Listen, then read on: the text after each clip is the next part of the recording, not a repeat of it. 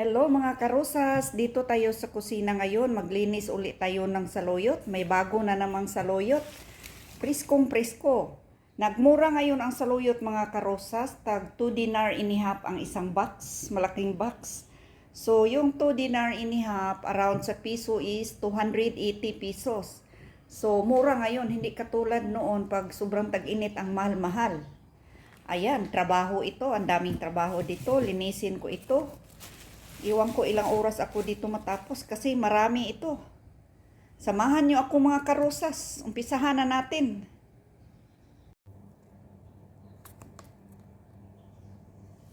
Ayan, tulungan nyo ako. Napakarami. Iwan ko anong oras ito matapos. Bahala na si Batman.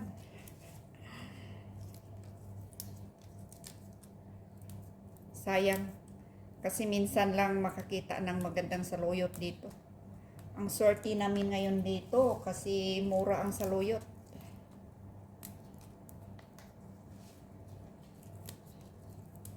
Kasi minsan napakamahal. Ngayon, ang mura lang. Ayan. Sabi ko kasi sa amo ko, o-order ng saluyot. Sabi ko isang box. Akala ko yung isang box, kunti lang. Napakarami. Pero okay lang, kahit anong oras matapos. Walang problema. Kasi tuwang-tuwa din ako kasi fresh ko na saluyot.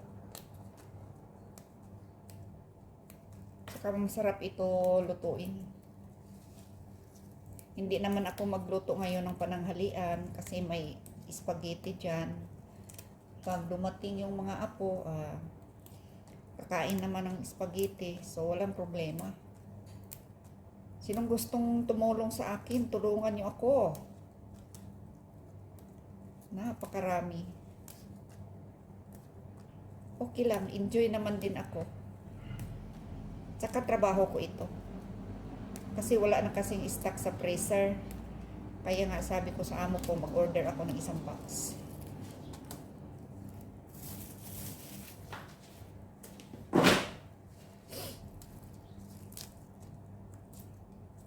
Kasi kahit 6 na buwan ito, isang taon, basta malinis ang ilagay mo sa freezer, walang problema.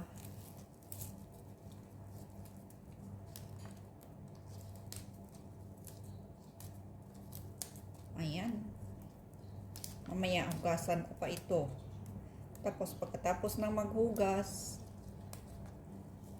patuluin ko pa. So mamayang gabi, ilagay ko ito sa malaking mesa para pag umagahan, mag-dry na siya.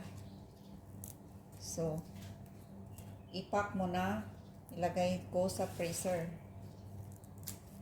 Mamaya magluto din ako nito ng itong presko na to. Lagyan ko ng hipon.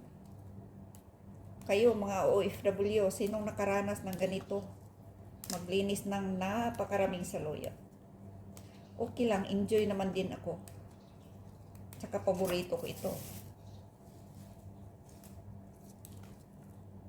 So, naisip ko, sinabihan kong amo ko, wala akong gagawin, wala nang saluyot sa freezer, so o-order. Kayo mga kapwa ko OFW, sinong nakaranas ng ganito? Laban lang tayo para sa pamilya natin sa Pilipinas.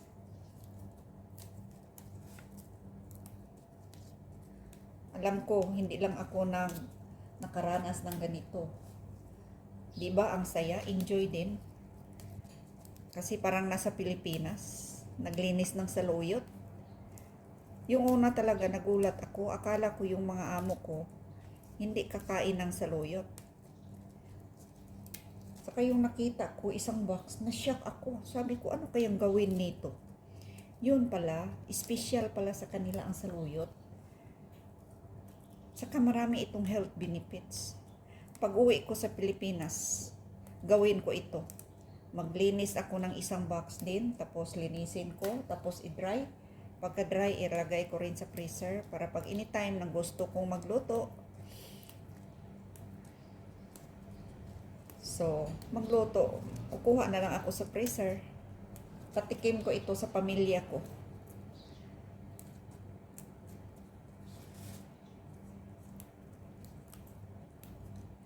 Napakasarap. Maraming klase na pagluto sa saluyot. Mayroon din parang dry, mayroon din ginigisa sa onion na may hipon. Pero ang kadalasan niluto ko yung may sabaw na may manok na hiwa-hiwa na maliit at saka napakaraming garlic. Napakabango. Mayroon ding iba dito, ilaga muna ang manok. Tapos pagkaluto sa manok,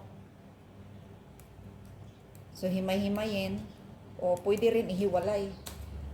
Himay-himayin mo siya ang manok. Tapos i-fry mo sa onion yung saluyot.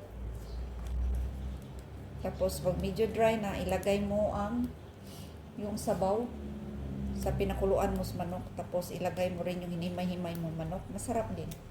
Masarap din yung dry, yung ginisa. Tapos ilagay mo rin yung manok, walang sabaw. Napakasarap. Laban lang tayo. Ano pa kayang oras ako dito matapos? Bilisan ko ito.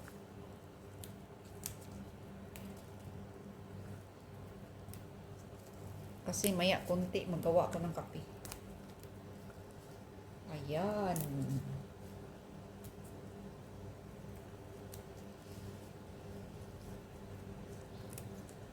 Ang saluyot kasi maraming health benefits. Rich in fiber din ang saluyot. Maraming makakuha na benepisyo ito sa katawan pag kumakain ka nito. Napaka-healthy na gulay. Ayan, ang dami pa. Pero di bali. May awa ang Diyos. Ayan, napakarami pa.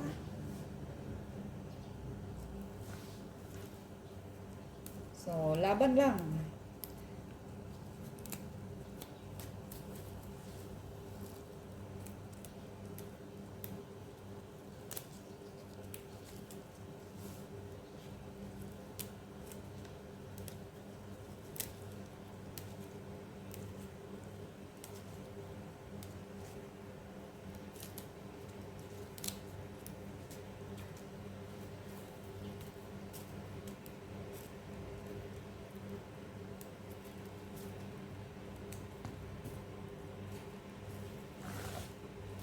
Bilisan natin. Kung pwede palang 4 ng kamay ko, papayag ako.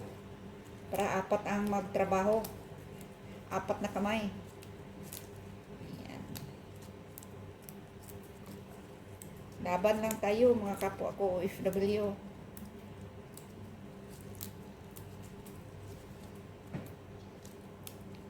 Mabuti nga ngayon, hindi na gaano mainit.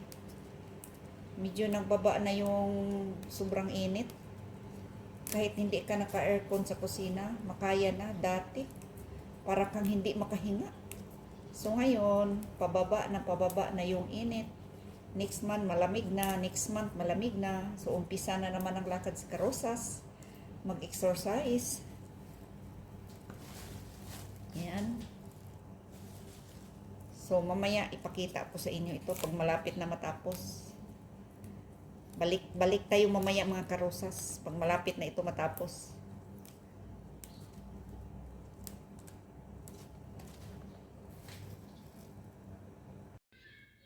Ito na mga karosas, malapit na matuyo yung saluyot natin, ang mulukiya. Ang dami. Ayan. Maya konti ilagay natin sa plastic. Tapos ilagay natin sa freezer para anytime pag gusto natin magluto, kukuha na lang tayo.